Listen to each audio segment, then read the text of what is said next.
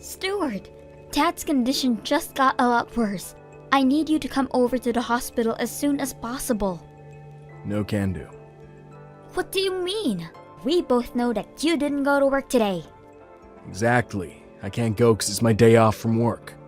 Well, thanks to Dad, of course. So I'm going to enjoy my extra day off. Tell him to fight it off till I have to go to work again or something. What the hell? Already decided to take my time and rest for today. And there's nothing that's going to change that.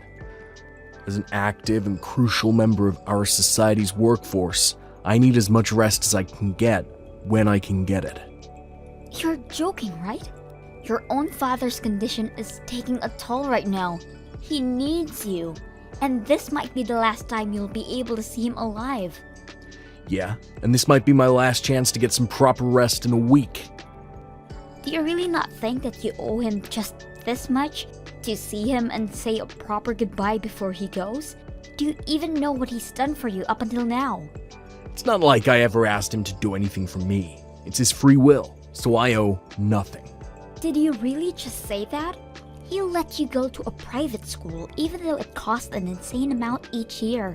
And that's because you didn't study at all during high school and couldn't make it into a public school in our state. He even let you try all of those extracurriculars like horse riding and swimming just because you thought they were cool. Not to mention how you quit all of those within half a year because you couldn't take even a bit of failure.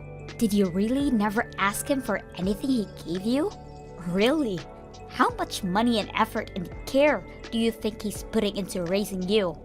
It's literally required by law that a parent or guardian has to put in the money and effort and care in raising a child.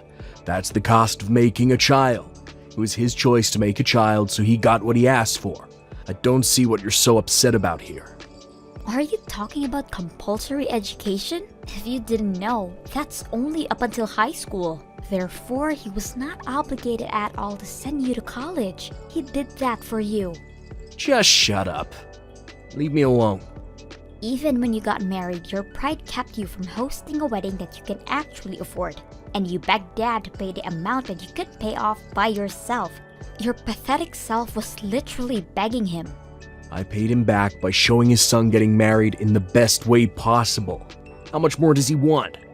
Have you really not understood how much you've been saved by him up until now? Even after hearing those stories? And it isn't just these episodes. There's hundreds and thousands more that I can't even remember about. Are you done? As I said a while ago, I'm gonna go get some quality rest, and nothing's gonna stop me from getting it. If you still want to say something, tell Anne. I'm sure she's out somewhere right now. She might be able to head over there instead of me if you asked her to. Anne? Yeah? She's my wife, so she's like a sister-in-law to you, right? So what? It doesn't matter whether Anne comes to visit or not. All that matters is whether you, his actual son, is coming to visit him for one last time or not. Take good care of Anne. Don't be too mean to her. Oh, and also, what's going on with his inheritance? Inheritance? Yeah, contact me when all that's decided. Dad's not in his best shape, but he's still fighting. Oh, and also make sure to get the funeral on a weekday. I'll get to skip going to work again. Oh, and also, Dad's inheritance will be divided by 3. Third for me, third for you, third for Anne. Got it? So me and Anne get 2/3 of his inheritance. How did you turn out like this? I have no idea how to manage a funeral, by the way, so I'm gonna have to leave all of that to you, sis. You're the firstborn, so you're basically obligated to do it anyways. You still live in Dad's house, so you're obviously the one who's most in debt. I don't owe anything of that sort to him, so you better do your best and repay him for everything he's done for you. How could a person be raised to be so selfish? You're saying I'm selfish? You barely graduated from high school and kept taking money from Dad until he died. Taking his money? Yeah. How do you have the nerve to keep getting raised by your dad at your age? You should have sustained your own life starting from way earlier on. Did you really just say that to me? Without understanding a thing about your own family. You never even came back to visit us, so you wouldn't know why I had to do what I had to do. I made calls pretty frequently. It's not like you never heard my voice or anything. How is a grown man with his own family supposed to visit his parents every week, huh? The only reason you called us was to ask for money from Dad. You called on his birthday last year and Dad was really happy that you did that for once. But you didn't even say the phrase, "Happy birthday." You just called him to ask him for money. Again. He just laughed it off, but I could see the tears he was holding back. You expect me to sing happy birthday to him on the phone? How old do you think I am? 4? A grown man wouldn't do that, and it should be common sense. I don't even know the man's birthday.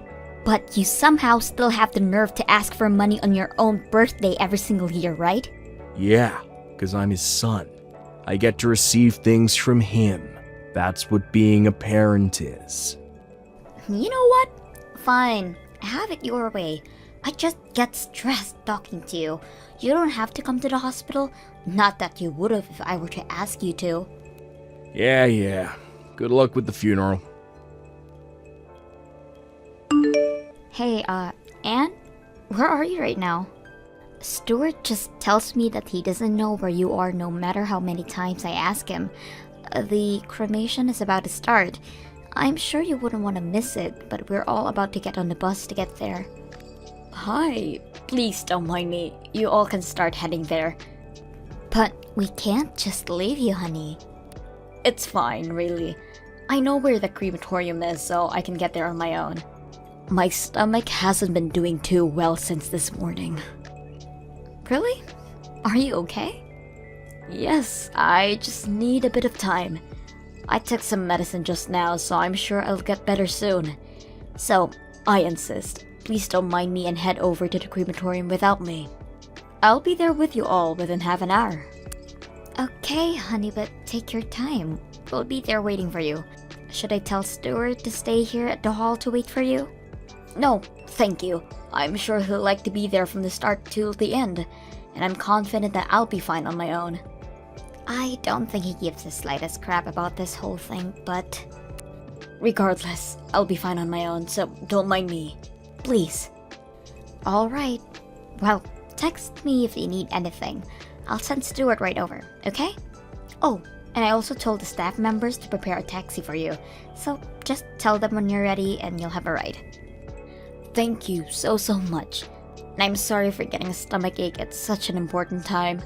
I'll be sure to keep Stuart updated about the situation, so if you're ever wondering how I'm doing, please ask him. Okay, sweetie. Anne? Are you sure you're alright? Yes, of course. Oh no, is it already about to end? We're about to bury him.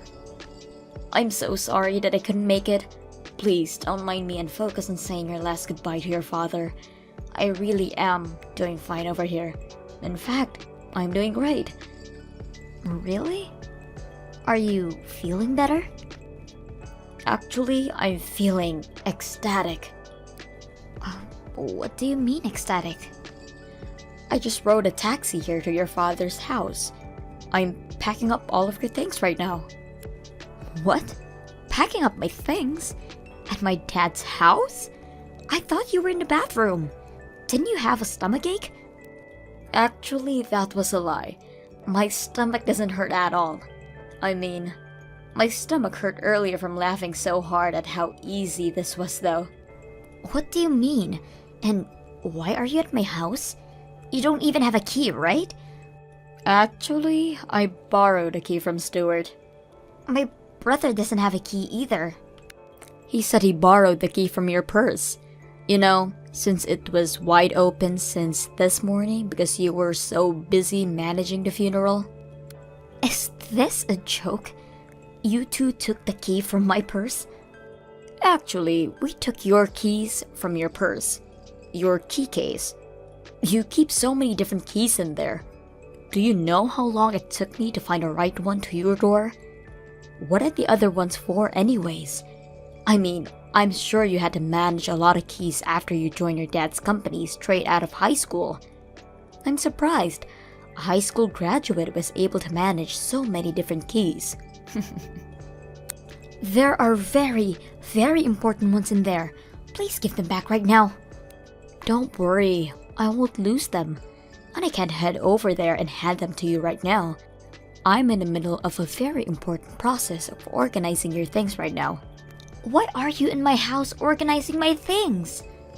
Well, of course, because this house is going to belong to Stuart and I in a little bit, right? So I need to get to work and pack up everything that's going to get in the way of our new life in this house. And the perfect timing was now, since you're not going to be here for a while. What do you mean the house is going to belong to you two? I heard from Stuart that 2/3 of your father's inheritance is going to belong to us. His money, company, and his house. These are the 3 main things that he's leaving behind, right? So we talked it out and decided that Stuart and I should get the house and the company, and you can have half of this money. Whoa, whoa, whoa. We don't even know who gets what yet. And the only people with legal rights to his inheritance are his children by blood, meaning me and my brother. You're not included, Anne. Unless he left it in his will that he wanted to include you too, of course. What do you mean? I'm basically his daughter. Yeah, you're her daughter-in-law on paper, but you aren't related to him through blood. Oh, don't be so cold, Patricia. Cold? You've never taken care of my father or even showed any type of care towards him. But now you act like you care in the slightest way because there's money involved? You seem way colder than me through my eyes. Oh my god! How dare you! I've always thought about all of you in the same way as my family. Even if we were to hypothetically divide his inheritance into 3, how does it make sense that you two get the house and the company, and I only get half of his money? That isn't even at all. Just think about it. Your dad's a company owner, and he doesn't even have a proper hobby that would cost him any money. And he doesn't spend money for anything else, right? So that means he has savings that we could only dream of. Therefore, that portion of his inheritance is most likely to be way more in value than the other 2. Please stop using your simple-minded assumptions as proof towards your argument. Just listen. So Stuart becomes the new boss, right? And I become the boss of the house and the home that he left behind. And we use half of the money that we get to reform the house. And voila! Dream mansion. That's our plan. So I'm going to have to throw out everything that is unnecessary for us to accomplish the plan. Don't you dare touch anything that belongs to my father. Huh? Oh, I see. Your high school graduate brain can process all of this. I said, we're going to throw out everything that's unnecessary. Everything your dad has is part of his inheritance, so we're going to sell it all and make money off of it. So why would I throw it away? You need to start learning how to use your brain. When Stuart becomes the boss, I'll tell him about this, and how we don't need a high school graduate working for us. Wait, so you're just going to throw out my stuff? What did I say earlier? Not a single soul on this planet benefits from you staying in this house, you parasite. So, I'll be throwing everything out into the dumpster. Got it? Wait, I have some very important things for work around my desk. Okay, then I'll just pile everything up around the front door, got it? You can pick up whatever you need and we'll throw out the rest for you. How kind of me. You have all of the night to get everything out of the way. The garbage truck is going to be taking out everything else that is there by tomorrow morning. You people are sick. I thought my brother was the worst, but you're just as bad. You never even bothered asking how he was or coming over to say hi. But as soon as he dies, you people do this?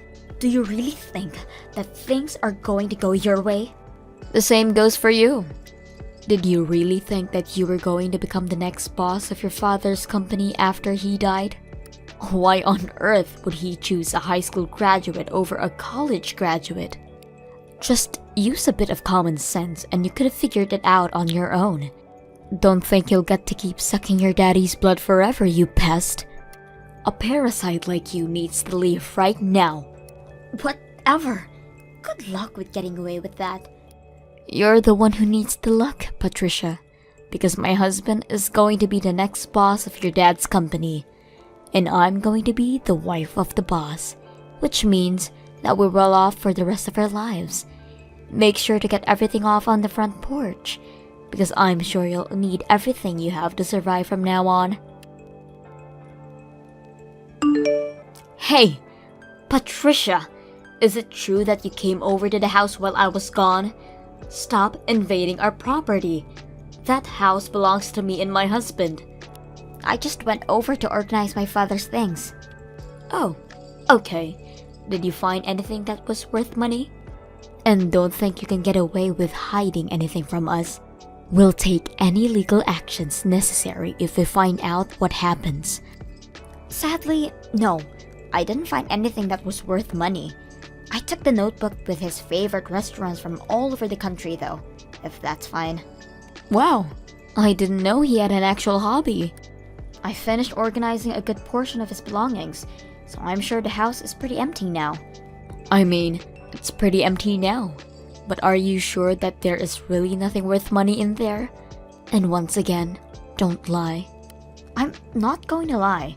And my father didn't have anything expensive enough to be worth noting anyways. Really? But I thought all business owners have lots and lots of expensive things. You just reminded me. When is Stuart going to come to visit the company? He's joining us, right? The CEO is very busy. He doesn't have time to show up at work. Now, when is his salary going to be paid? For being the CEO. I have no idea what you're thinking is the case here, but I'm the boss of my dad's company now, so he's going to have an interview with me if he really wants to join. What? What do you mean you're the boss?